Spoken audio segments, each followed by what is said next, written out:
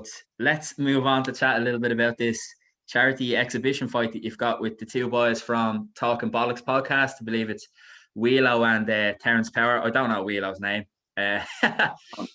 Whelo's actually a rapper. Terrence Power is one of the hosts of Talking Bollocks. Him and Calvin are do it together, and they're doing great things at the moment. They're really getting a lot of fantastic feedback. You know what I mean?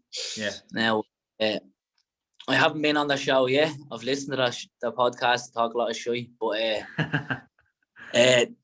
Whelo's a very good rapper. He is, and he's doing great things in his own lane. He is. Terrence is doing great things in his own lane.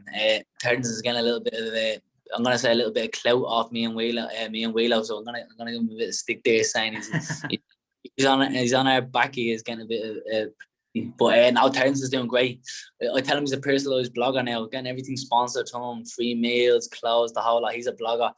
Whelo is in the army, in the Irish Army, and he's doing great things rapping. He comes out with some great lyrics. He does. So I made an agreement in Ireland. I'm gonna get him to come out and rap me out. But we're fine. It came about because me and Terrence were there.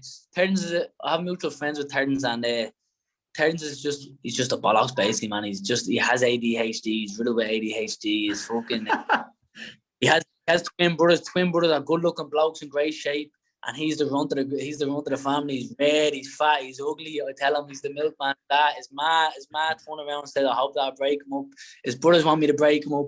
So but Terrence is great, absolutely great crack he is. But so it came about me and Terrence just yapping because I've always spoken to my friends, and they're all up in the boxing club they were being on. I went up and gave a little handout a while ago, and I did a bit of pads with Terrence 9 months ago. He asked me could I do a bit of pads, and every so often I text him how's training going, and one day he just turned around and said, I'll punch the head off you. That's the kind of fella he is, laughing. And I goes, all right, when I get home, we'll have a little spar, you know what I mean? And then it just evolved into something massively big. It's just so much bigger, evolved from him slagging me and then I slagging him back, and then it became of Whelo jumped on board and telling me he was going to give it to me, and he got involved in it. So then we made an agreement is that I fight the both of them on the same night, a minute and a half around, 4 minutes around. If they could last each minute without being dropped, I'll donate 50 quid each round. So it was 200 quid to each boxer. I'll donate to charity.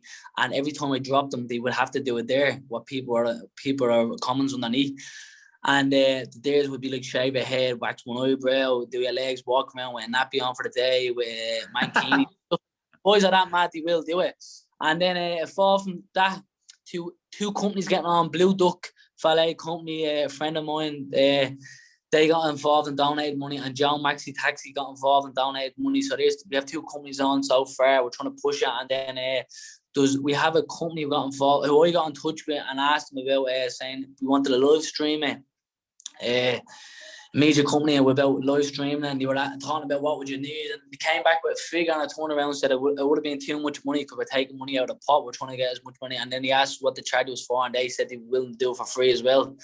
Nice one. So it's going really well. Like we're getting a lot of great feedback, and we're going to do it for Temple Street Hospital, and it just became a bit of fun, and now it's a bit of talk about, and it's with this pandemic, there's nothing happening, so people are enjoying getting the live feeds and listeners giving back and forward stick, and it's just literally fun. But I do plan on haunting them.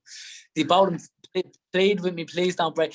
At the start, I think they were saying, I'm going to give it to you, and then I put up a few videos of me dropping people with body shots, and then a lot of boys being in touch with them because I have a really good devastating body shot. Like I'm really good at giving body shots, and they start backtracking, and then so I just turned around, please that I don't break the ribs. So I just turned around and said, my idea is just to drop them as many times as possible, but for them the rounds that we can make them last for, you know what I mean? Before not to really hurt them, but to take the wind out of them, you know, and take the stuff out of them.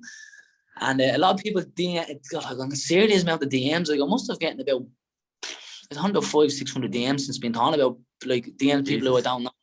You could say, break their ribs. Everyone want me to break their ribs.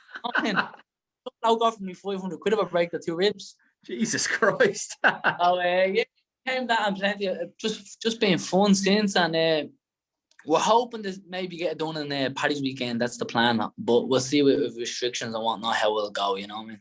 Nice one.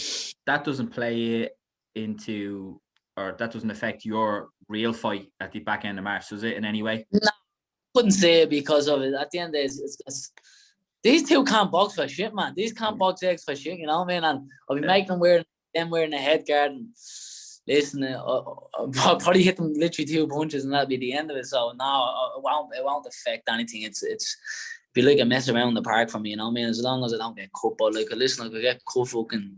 My missus put me in a headlock for all I know, you know what I mean? So it is what. We'll see what the crack is, and yeah, that's really it. Then hopefully I get this fight out of the way. Please God, I know what title I'm fighting for. I just don't want to say it until I know it's over the line. And the title of the government body have agreed, and it gives me actually a ranking. It gives me a top 20 ranking. And they told me it gives me a top 20 ranking in one of the government bodies, in one of the 4 WBA, WBC, IBF, and WBO. It gives me a top 20 ranking in one of them. So if it does come off, it'd be a great thing. And then just talks down, might I'll go for another title over it again. So we're I'm in high hopes and hoping this year can be a good year for me. And then I'm hoping MTK are going to come in with some big fights as well. So good 50-50 fights where, so I can just push them up the rankings and hopefully see what this process of the 140 will feel out to be. Deadly, man. I mean, yeah, like hopefully you can put all your focus now into this one in America and get the W and then go from there. I mean, that the Joe Fitzpatrick fight is a possibility, or even like you said there, a good ranked opponent to push up the ratings. But get the win first of all, man. Get the win first of all, and then it'd be good to see how you can build on at 140. But